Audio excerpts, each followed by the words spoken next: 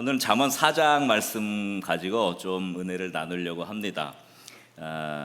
마음에 대한 이야기를 좀 하려고 해요. 요즘 우리 마음이 참 많이 흔들리고 있습니다. 그렇죠? 마음이 흔들리고 또 쉽게 마음에 낙심도 오고 이런 시대를 살아가고 있는데 우리의 마음을 어떻게 다 잡을까? 오늘 무엇보다도 마음을 지켜라 이 주제를 가지고 오늘 말씀 잠언 4장의 말씀을 좀 묵상을 해보려고 합니다. 이근호 씨가 쓴 책 가운데 왜 당신의 행복을 남에게서 찾는가? 책 제목도 참 재밌죠? 왜 당신의 행복을 남에게서 찾는가? 이렇게 책 제목을 지었는데요. 우리 인생이 왜 이렇게 불행할까를 고민을 하는데 대개 보면 살면서 매달리지 말아야 할 것들이 여러 가지가 있는데 사람들이 그거에 매달려서 마음을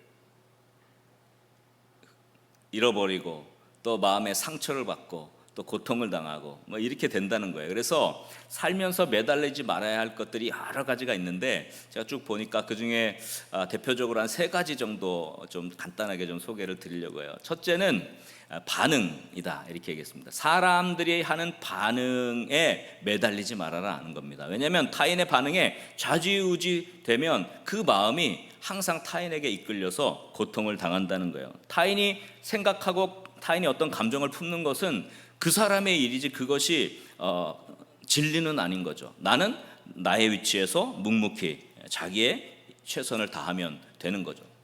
두 번째로 매달리지 말아야 할 것은 비교라 그랬습니다. 비교. 자신과 남을 자꾸 비교하면 마음이 괴로운 거예요. 마음이 힘들다는 겁니다.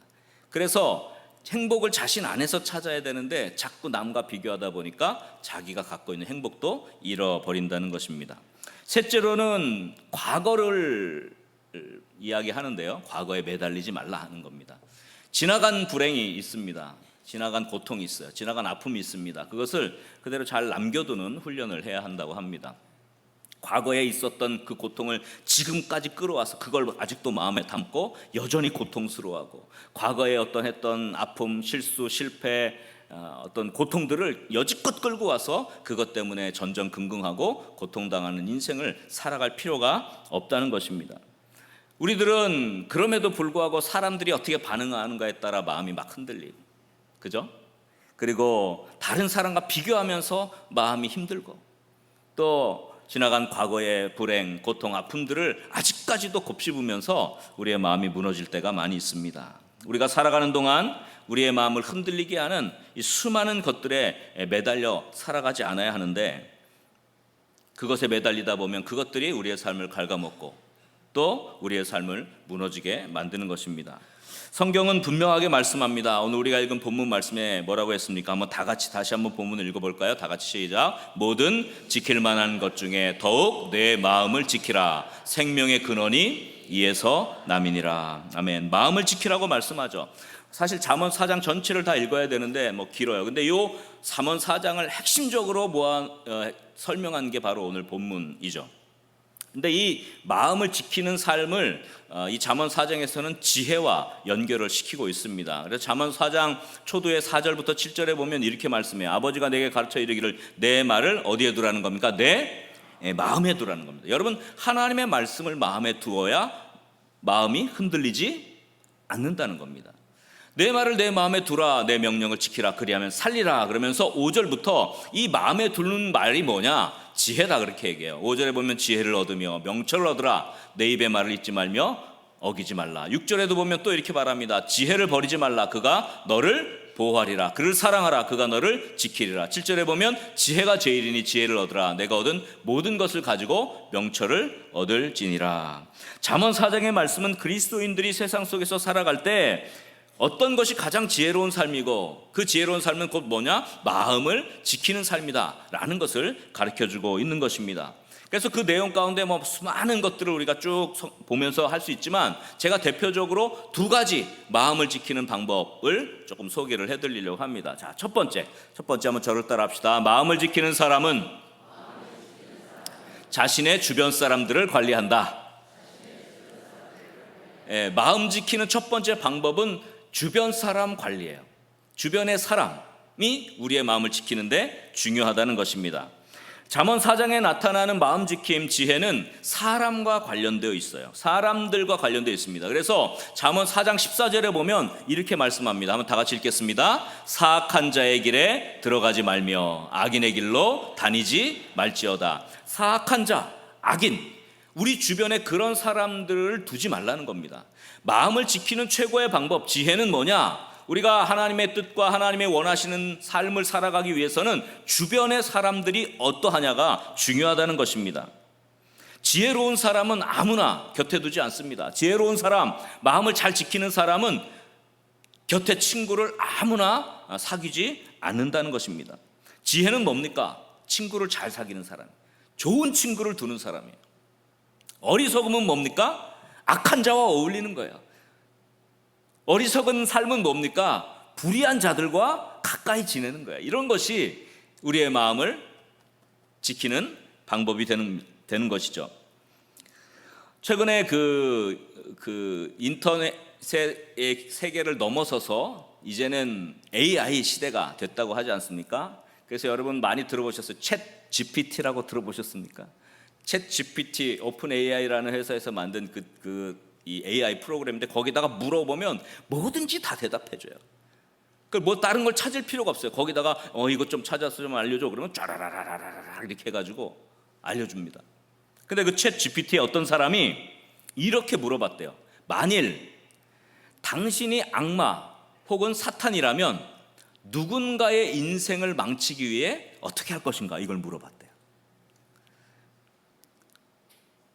혹시 어떤 대답이 나왔을까?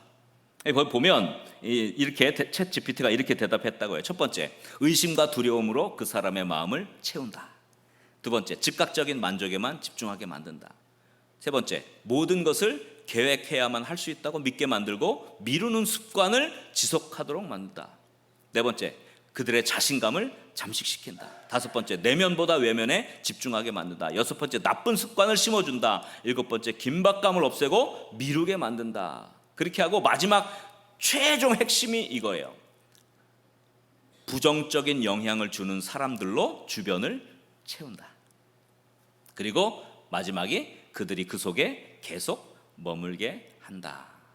이렇게 대답을 했다고 합니다. 제가 그것을 보고서 진짜 깜짝 놀랐어요. 야, 정말 사탄이, 악한 영들이 사람들을 망치고 그들의 인생을 무너뜨리는 방법이 있다면 그 주변에 부정적 영향을 주는 사람들로 가득 채우고 그 속에서 벗어나지 못하게 하면 이 사람의 인생은 어떻게 된다는 거예요? 망하게 된다는 겁니다. 우리나라 고사성어, 사자성어라 그러나요? 근묵자흑, 근주자적이라는 말이 있죠. 검은 것을 가까이 하면 시커머지고 붉은 것을 가까이 하면 붉어진다는 것이죠. 결국 사람은 자신이 가까이 하는 사람을 닮아가게 돼 있고, 그렇죠? 그래서 열정적인 사람 곁에 있으면 열정을 갖게 돼요. 좌절하지 않게 돼요. 지혜로운 사람과 함께하면 어리석음이 줄어드는 것입니다. 반면에 사악한 자를 가까이 하면 죄를 짓게 돼요. 오늘도 사악한 자의 길에 같이 있지 말라고 했지 않습니까? 악인의 길에 같이 다니지 말라고 했지 않습니까? 사악한 자를 가까이 하면 죄를 짓고 타락하게 되는 거예요. 또 게으른 자를 가까이 하면 같이 게을러지게 되는 것입니다. 지혜로운 사람은 좋은 친구를 두는 사람이죠. 아무나 가까이 하지 않습니다.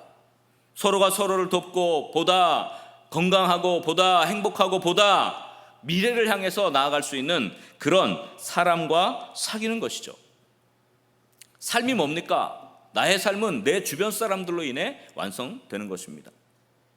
그래서 주변에 어떤 사람이 있는가를 보면 그 사람을 알 수가 있어요.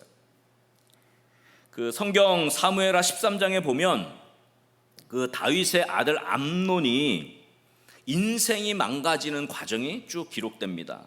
그 암논이 또 다른 형제인 압살롬의 누이 동생인 다말을 사랑하게 됐어요. 고민합니다. 저 여인을 내가 사랑하는데 어떻게 할까? 그런데 이 암논이라는 왕자 옆에 요나답이라고 하는 친구가 있었어요. 그 요나답의 조언을 듣고 이 암논이 인생을 망쳐요. 이 요나답이 뭐라고 하냐면 암논에게 병들어서 아픈 척하고 병문안을 청해. 그래서 병문안을 청하면 그때 다말이 올 때 그 다말을 겁탈해. 이렇게 조언을 합니다. 근데 이 암논이 그 요나답의 말을 들어버린 거예요. 그래서 그대로 합니다. 난리가 났죠. 그 다말의 오빠인 압살롬이 대단히 화가 났습니다. 그리고 쫙 가지고 있다가 2년 후에 그 아버지 다윗 왕에게 요청해서 모든 형제들을 좀 초청해서 잔치를 벌이려고 한다고 그럽니다. 그래서 그 형제들을 다 초청해서 잔치를 벌이는 것이 목적이 아니라 그때 모였던 형제들 가운데 암논이 왔잖아요. 암논을 그 자리에서 죽여버리죠. 난리가 납니다. 난리가 나요. 그리고 이 일이 후에 이 압살롬이 아버지 다윗을 배신하고 반역을 일으키는 그런 동기가 되어지죠. 이러한 비극은 이 암논이라고 하는 사람의 곁에 요나답이라고 하는 잘못된 친구를 뒀기 때문에 그래요. 그래서 성경은 요나답에 대해서 이렇게 기록합니다. 사무엘하 13장 3절, 암논에게 요나답이라 하는 친구가 있으니 그는 다윗의 형 시므아의 아들이요, 뭐라고 표현됐습니까? 심히 간교한 자라. 이런 사람을 곁에 뒀기 때문에 암논의 인생이 망가진 거예요. 똑똑한 사람은 똑똑한 사람끼리 어울리고, 사려 깊은 사람은 사려 깊은 사람끼리 어울리고, 간사한 사람은 간사한 사람끼리 어울리고, 뻔뻔한 사람은 뻔뻔한 사람끼리 어울립니다. 만약 누군가를 만나거나 어떤 관계를 맺으려고 할 때 그 사람 주변에 어떤 사람이 있는지를 살펴보면 그 사람을 알 수 있어요. 여러분, 그 사람을 보면 속을 수 있어요. 자기 자신의 모습은 속일 수도 있죠. 좋은 모습으로 나타날 수 있지만 그의 주변에 어떤 사람이 있는가를 보면 이건 속일 수가 없는 거거든요. 그가 어울리는 사람의 본성이 그의 본성이기 때문에 주변 사람을 보면 그 사람을 알 수가 있는 것입니다. 여러분, 오늘 내가 누구랑 지내느냐, 내 인생의 하루가 또 그것이 일주일이 되고 그것이 한 달이 되고 1년이 되고 평생이 되듯이 내 삶의 주변에 항상 누가 있느냐가 나를 결정하는 거예요. 내 인생을 결정하는 것입니다. 그렇기 때문에 나쁜 사람들이 여러분을 함부로 물들이지 못하게 해야 합니다. 내가 가까이 하는 사람이 내 인생을 결정하기 때문에 그렇습니다. 인생을 변화시키고 싶다면 먼저 가까이 하는 사람을 바꿔야 합니다. 저는 우리가 가장 가까이 해야 될 우리의 가장 좋은 친구는 예수님이라고 생각합니다. 그것은 성경의 진리죠. 우리는 예수님을 친구 삼아야 하죠. 그러면 그 예수님을 친구 삼는 일을 우리가 어떻게 할 수 있겠느냐? 예수님이 주신 말씀대로 살아가는 삶이겠죠. 예수님이 주신 말씀을 마음에 새기는 것이겠죠. 하나님의 말씀을 늘 우리의 마음 가운데 두는 것이겠죠. 예수님과 동행한 말씀이신 예수님이 여러분의 친구가 될 수 있기를 주의 이름으로 간절히 축원합니다. 예수님을 닮아가는 거죠. 뿐만 아니라 우리 주변의 삶을 한번 다시 재정비해 보시죠. 내가 만나는 사람들, 나에게 부정적 영향을 주거나 신앙적이지 않은 세속적인 것들을 나에게 주거나 영적이지 아니한 그런 것들로 우리의 삶을 가득 채워가려고 하는 사람들이 내 주변에 더 많다면 좀 지혜롭게 여러분의 마음을 지키기 위하여 여러분 친구의 리스트를 한번 재정비할 수 있었으면 좋겠습니다. 내 주위에 어떤 사람들이 지금 있습니까? 존경할 만한 사람입니까? 배울 점이 많이 있는 사람입니까? 나를 더 나은 쪽으로 이끌어가는 사람입니까? 아니면 나를 정말 더 무너지게 만들고 나를 쓰러뜨리게 만들고 혹은 나로 하여금 나태하게 만들고 신앙을 잃어버리게 만드는 사람들이 내 주변에 더 많이 있습니까? 이걸 되돌아보는 거죠. 쇼펜하우어라고 하는 철학자가 이런 말을 했어요. 상 무서운 말인데 이렇게 얘기했어요. 너를 갉아먹는 관계에서 벗어나지 않으면 너의 삶도 천천히 썩어간다 그랬어요. 참 굉장히 신랄하죠. 우리의 인생에 어떤 사람이 주변에 있냐에 따라서 우리의 삶도 천천히 썩어 간다는 것입니다. 사람들이 주변에 있는 사람 때문에 그들의 생각이 바뀌는 거예요. 그들의 마음이 우리의 마음이 돼요. 그들이 하는 말이 우리의 말이 돼요. 그들이 하는 행동이 우리의 행동이 되는 것이죠. 결국 사람은 자신이 자주 어울리는 사람과 같은 생각을 하게 되고 그들의 말버릇을 배우게 되고 그들의 행동을 따라 하게 되고 주변 사람들과 똑같은 인생을 살게 됩니다. 그러니 배울 것이 있고 선한 영향력을 주는 사람들 곁에 있어야 합니다. 믿음이 좋은 사람 곁에 있으면 믿음이 좋아져요. 그런 사람을 자꾸 만나려고 하세요. 또 하나님을 사랑하는 사람 곁에 있으면 나도 하나님의 사랑을 배우게 되는 거예요. 선한 영향력을 주는 사람 곁에 있으면 나도 그것을 닮아가게 되는 것입니다. 자연스럽게 하나님을 사랑하고 믿음이 생겨나고 섬길 수 있는 그런 모습은 우리 주변의 사람들 때문에 생겨나죠. 예전에는 그 기도원에 가서 기도를 많이 했어요. 예전에는 저도 그 기도원 세대, 아직까지 저도 기도원 세대거든요. 그냥 때만 되면 뭐 금요일 밤 뭐 이런 때마다 저 삼각산 같은 데 가가지고 그냥 나무 뿌리 흔들고 취약 밤새 부르짖었던 그런 사람들이에요. 그때는 또 하나님께서 기도의 은사를 많이 주셔서 방언하는 사람들도 많았어요. 근데 그 참 특이하게 기도를 사모하는 사람이 그 기도를 뜨겁게 하는 그룹에 모여서 손잡고 간절히 기도할 때 옆에서 방언이 터지면 여기서도 터지고 여기서도 터지고 나도 터지고 이러더라고. 뭡니까? 같이 무엇을 하냐, 어떤 사람이 내 주변에 있냐가 나를 결정하는 거야. 그래서 신앙생활을 혼자 하는 게 아니잖아요. 함께 하는 거잖아요.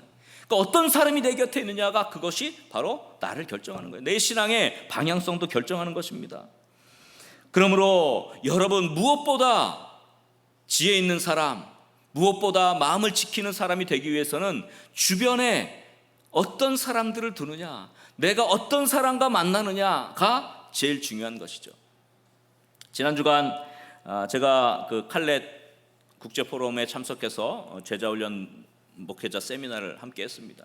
그래서 우리 교단을 넘어서서 우리 한국교회 안에 정말 목회를 잘하는 목사님들과 교제하고 같이 대화하고 나누고 또 목회를 나누고 또 강의도 듣고 세미나도 하고 뭐 미국, 싱가포르, 그다음에 뭐 캐나다, 또 호주 이런 데서도 목사님들이 다 오셨어요. 얼마나 좋은지 몰라요. 같이 대화하고 만나면서 저도 고향이 되고 저도 도전을 받고 나도 저렇게 좀 더 돼야겠다 이런 마음을 품게 되는 거죠. 그러니까 제 주변에 좋은 사람들이 있다는 것은 여러분 우리 교회도 축복인 줄 믿으시기 바랍니다. 제가 맨날 이상한 사람들과 어울려 다니고 말이죠. 저 뒷골목이나 배회하고 돌아다니고 말이죠. 어떻게 되겠습니까? 마음을 지킨다는 것은 뭘까요? 여러분 주변의 사람들을 관리하는 거예요. 물론 예수님이 여러분 마음에 계셔야 합니다. 아멘입니까? 그래서 여러분께서 어떤 삶을 살아가더라도 그 주변의 사람들을 통해서 함께 서로 좋은 선한 영향력을 주고받을 수 있기를 주의 이름으로 간절히 축원합니다. 그래서 캐럴 드웨기라고 하는 사람이 마인드셋이라고 하는 책을 썼는데 이 마인드, 이 마음을 다시 세팅하라는 겁니다. 거기에 제일 중요한 핵심이 사람이라는 거예요. 똑같은 얘기를 하는 겁니다. 그래서 내가 좀 똑똑한 사람과 만나면 그 사람이 너무 똑똑하니까 나는 이렇게 바보 같지, 나는 왜 이렇게 똑똑하지 못하지, 이렇게 마음이 조금 힘들 수도 있지만 그러나 그 사람 곁에 있으면 나도 함께 더 똑똑해진다는 거예요. 또 삶이 풍요로운 사람과 같이 있다 보면 나는 왜 이렇게 풍요롭지 못하지, 이런 생각을 하게 되지만 그러나 그것을 이겨 그 사람과 같이 지내다 보면 삶의 풍요로움을 배우게 된다고 하는 거예요. 여러분, 그래서 자존심 상하는 건 한순간이지만 내가 배운 것은 평생을 가질 수 있다는 거예요. 고만고만한 사람들과 만나면 그 고만고만한 상태에서 벗어날 수 없다는 거예요. 높은 계단을 오르기 위해서는 다리가 아파야 하는 것처럼 더 나은 사람이 되기 위해서는 이 마음의 성장통을 필요로 한다, 그렇게 썼더라고요. 마음의 성장통이라는 단어가 제가 좀 이렇게 딱 그렇지, 우리 마음의 성장통, 마음이 더 커져야지, 마음이 더 넓어져야지, 마음이 더 커져야지, 마음 그릇이 커져야지. 맨날 그냥 고만고만한 수준으로 평생 살아가는 것이 아니라 좋은 교회를 넘어 위대한 교회로 우리의 마음이 더 크게 더 성장할 수 있기를 주의 이름으로 간절히 축원합니다. 그러려면 더 좋은 것들을, 더 좋은 사람들을 만나고 더 정말 믿음의 아름다운 선대들을 우리가 본받고 또 더 좋은 믿음의 사람이 있다면 함께 배워가고, 이것이 지혜요 축복이죠. 성경은 말씀합니다. 잠언서 27장 17절 말씀 다 같이 읽겠습니다. 철이 철을 날카롭게 하는 것 같이 사람의 그의 친구의 얼굴을 빛나게 하느니라. 철이 철을 날카롭게 하는 거예요. 여러분, 누구를 만나느냐가 여러분의 삶을 빛나게 할지 아니면 무너뜨릴지가 결정되는 겁니다. 우리 거룩한 문 성문교회 믿음의 영가족들이 무엇보다도 마음을 지키되 주변의 사람들을 잘 관리하는 그런 지혜가 있기를 주의 이름으로 간절히 축원합니다. 함께 성장하고 함께 자라가고 함께 믿음과 섬김과 하나님을 사랑하고 교회를 더 아름답게 세워가는 데 쓰임받는 그런 좋은 만남이 있기를 주의 이름으로 간절히 축원합니다. 무엇보다도 예수님을 가장 좋은 친구로 여러분 마음가운데 두시기를 소원합니다. 그래서 여러분의 삶이 지혜로 가득한 하나님의 축복이 머무는 그런 삶이 될 수 있기를 주의 이름으로 간절히 축원합니다. 우리 한번 옆 사람 이렇게 축복합시다. 마음을 지킵시다. 좋은 사람들과 어울립시다. 만남의 축복을 주시기를 바랍니다. 할렐루야. 자, 두 번째 마음 지킴입니다. 두 번째 마음 지킴. 한번 저를 따라합시다. 마음을 지키는 사람은 자신의 언어를 관리한다. 자, 첫 번째는 주변 사람을 관리한다 그랬고요. 두 번째는 자신의 언어를 관리하는 것입니다. 이것이 지혜입니다. 마음을 지키기 위해서는 이 언어 관리가 아주 중요해요. 그래서 잠언 우리가 읽은 23절 본문 읽은 본문 바로 뒤 24절에 이렇게 말씀했어요. 한번 다 같이 읽어보겠습니다. 구부러진 말을 내 입에서 버리며 삐뚤어진 말을 내 입술에서 멀리하라. 이렇게 말했습니다. 구부러진 말, 삐뚤어진 말을 멀리하라. 이것이 지혜고 이것이 마음을 지키는 것이라. 이렇게 말씀하고 있습니다. 여기서 구부러진 말이라는 단어는 히브리 말로 이케슈트라고 하는데요. 이것은 하나님께 대하여 불경건한 말을 가리켜요.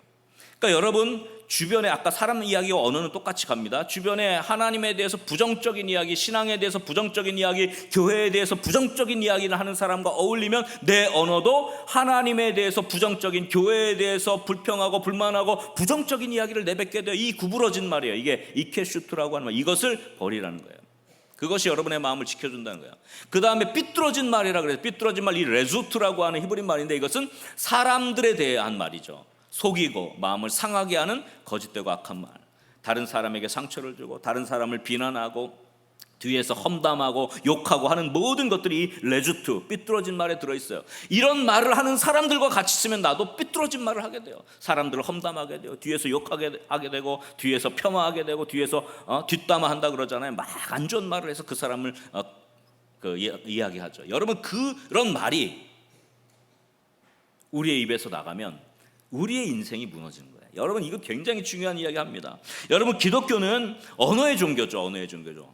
왜냐하면 하나님이 말씀으로 세상을 창조하셨고 말이 곧 뭡니까? 말하면 곧 그것이 현실이 되는, 실천되는 것, 그것이 바로 하나님의 능력 아닙니까? 빛이 있으라 그러면 빛이 생기는 거예요. 나사로야 나오라 그러면 죽은 지 나흘 된 시체도 벌떡 일어나서 나오는 게 이게 하나님의 능력이에요. 아멘입니까? 그러니까 그 말이 곧 능력이 되는 게 우리 기독교의 핵심이에요. 그래서 말씀이 육신이 되신 거예요. 기도는 이 언어, 말의 종교거든요.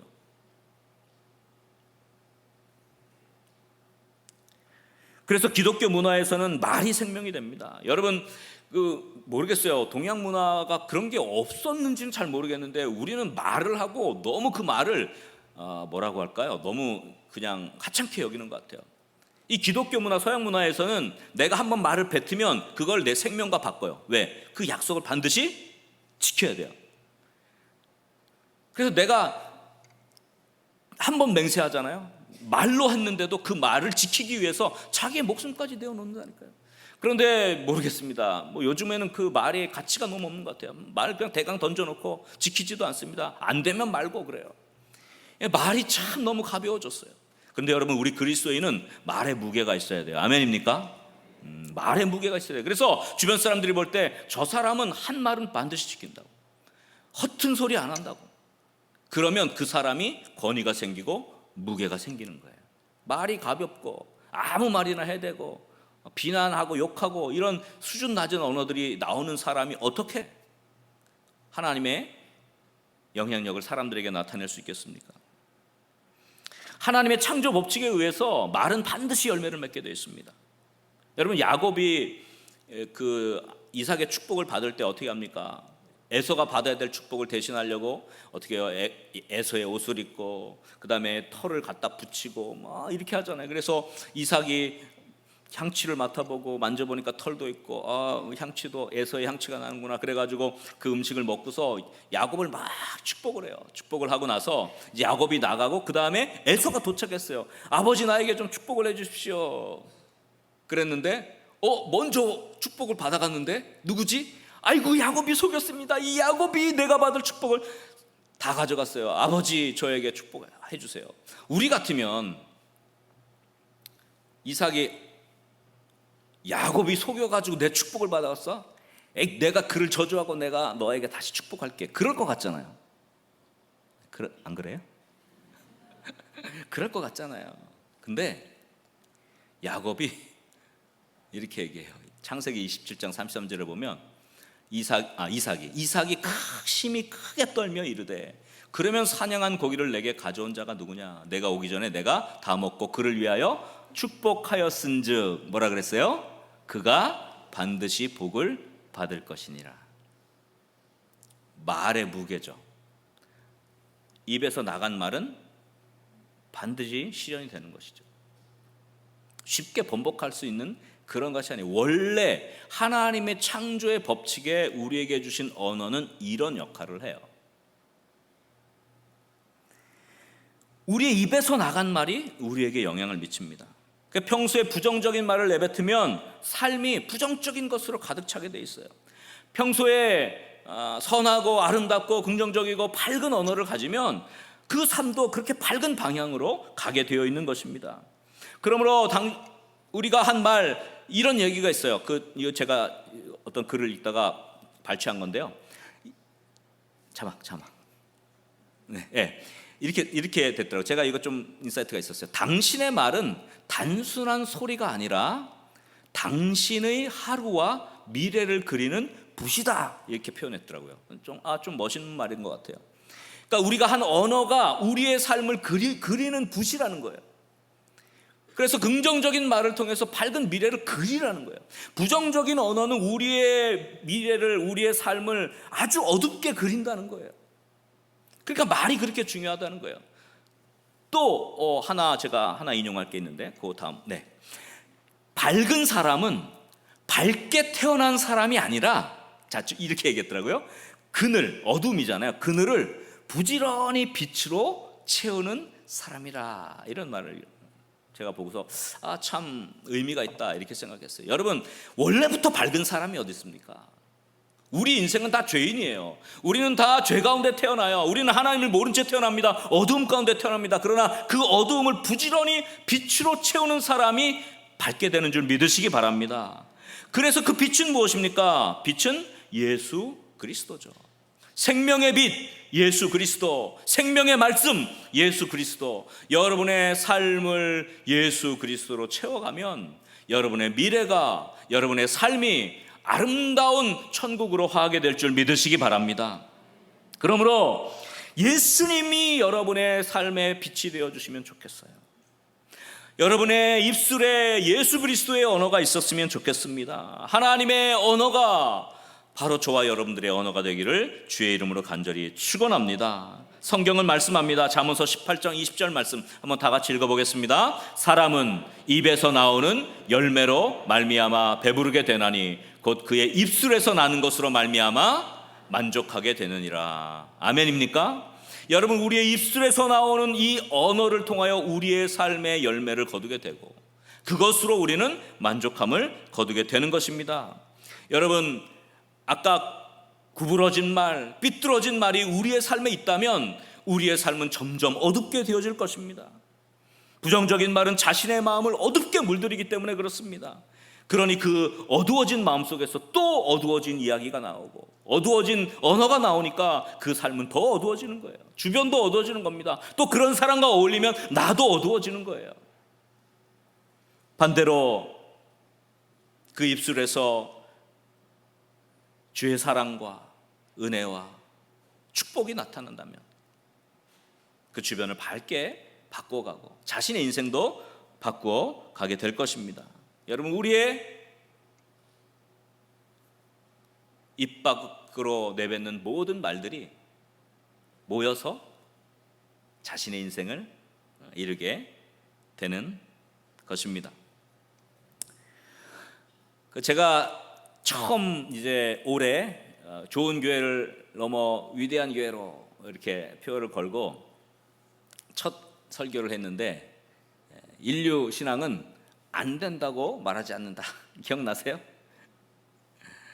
제가 이제 이 전반기 6월 끝나면 이제 요게 12개의 첫 번째 규칙이 나옵니다. 제가 그걸 한번 딱 정리를 해드릴 거예요.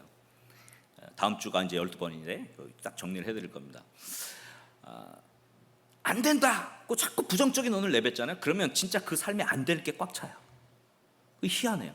이게 영적 법칙이라니까요. 하나님이 입술의 열매로 살아간다 그러잖아요. 너희가 내뱉은 입술의 그 열매를 너희가 먹는다고 하지 않습니까? 하나님께서 하신 말씀이에요. 그래서 우리가 안 된다고 얘기하는 걸 계속 내뱉잖아요. 그럼 이상하게 안 되는 일들만 쌓여. 그러나 하나님이 주신 은혜 안에서, 하나님이 주신 능력 안에서 우리가 가능성을 발견하고, 내게 능력 주시는 자 안에서 내가 모든 것을 할 수 있느니라고 아멘하고 간다면, 그의 삶에는 우리가 할 수 있는 이상의 것들로 하나님께서 능력 가운데 역사하실 줄 믿으시기 바랍니다. 그런 언어가 우리에게 필요하다는 겁니다. 꼭 기억할 것은 자신이 내뱉는 모든 말들이 가장 먼저 자신의 귀에 닿는다는 거예요. 내가 부정적인 말을 내뱉으면 그게 사람이 듣겠지만 내가 제일 먼저 들어서 내 마음이 어두워지는 거예요. 삐뚤어진 말을 하면 그것이 내 귀에 닿아서 내 마음이 삐뚤어지는 거예요.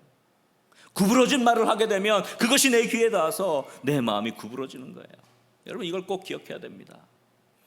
그래서 우리의 말이 바뀌면 우리의 하루가 바뀌고, 우리의 하루가 바뀌면 우리의 미래가 달라질 것입니다. 주님은 말씀하십니다. 이사야 55장 11절 말씀, 우리 다 같이 한번 읽겠습니다. 내 입에서 나가는 말도 이와 같이 헛되이 내게로 되돌아오지 아니하고 나의 기뻐하는 뜻을 이루며 내가 보낸 일에 형통함이니라. 아멘입니까? 하나님의 말씀, 하나님의 입에서 나간 그 말은 결코 헛되이 다시 돌아오지 않는다. 반드시 그 일을 이루신다는 것입니다. 우리의 언어를 관리하는 것, 내 귀에 들리는 언어를 선한 말로, 축복의 말로, 미래를 그리는 밝은 언어로 바꿀 수 있기를 주의 이름으로 간절히 축원합니다. 어떤 언어를 사용하느냐가 여러분의 마음을 결정하는 거예요. 여러분의 마음이 구부러지고 삐뚤어지는 것을 막기 위해서 여러분, 정말 하나님께서 주시는 축복의 언어, 또 밝은 언어, 긍정적인 언어, 하나님의 사랑이 담긴 언어를 사용할 수 있기를 주의 이름으로 간절히 축원합니다. 그래서 무엇보다도 마음을 지키되 언어를 잘 관리하고, 그래서 어둠에 속한 언어를 좀 통제하고, 빛에 속한 언어, 믿음과 소망이 빛나는 그런 언어를 잘 여러분들의 삶 가운데 많이 그려서, 그걸 많이 이야기해서 여러분 삶을 그려서 여러분의 미래가 또 하나님이 주시는 축복과 빛의 영광으로 나타난 은혜가 있기를 주의 이름으로 간절히 축원합니다. 우리 옆 사람을 축복합시다. 마음을 지킵시다. 빛의 언어를 사용합시다. 입술의 열매를 거둡시다. 자, 말씀을 맺겠습니다. 무엇보다도 마음을 지켜라. 생명의 근원이 이에서 남이니라. 여러분, 수많은 사람들이 우리 주변에서 부정적 영향을 미칠 수 있고, 수많은 부정적인 언어들이 우리의 귀에 닿아서 우리의 마음을 흔들리게 할 수 있습니다. 여러분, 이런 세상 가운데서 여러분 무엇보다도 마음을 지키며 살아갈 수 있기를 주의 이름으로 간절히 축원합니다. 그러하려면 여러분 좋은 사람들을 곁에 두십시오. 좋은 사람들을 만나십시오. 그리고 여러분 축복의 언어, 빛의 언어를 사용하십시오. 그러면 여러분의 마음이 주님 안에서 단단하게 지켜질 겁니다. 그래서 잠언 이 4장의 이 결론, 마지막 25절, 26절, 27절이 결론인데요. 이 결론에 보면 이렇게 되어 있어요. 내 눈은 어떻게 해요? 바로 보며 내 눈꺼풀은 내 앞을 곧게 살펴. 26절에 보면 내 발이 행할 길을 평탄하게 하며 내 모든 길을 어떻게 해요? 든든히 하라. 흔들리지 않는 인생을 살게 된다는 거예요. 27절, 좌로나 우로나 치우치지 말고 내 발을 악에서 떠나게 하라. 이것이 이 잠언 4장의 결론입니다. 마음을 지키십시오. 여러분의 삶이 든든해질 것이고, 평탄해질 것이고, 악에서 떠날 것이고, 하나님의 축복의 삶이 될 것입니다. 그런 은혜가 있기를 주의 이름으로 간절히 축원합니다. 기도하겠습니다. 아버지 하나님,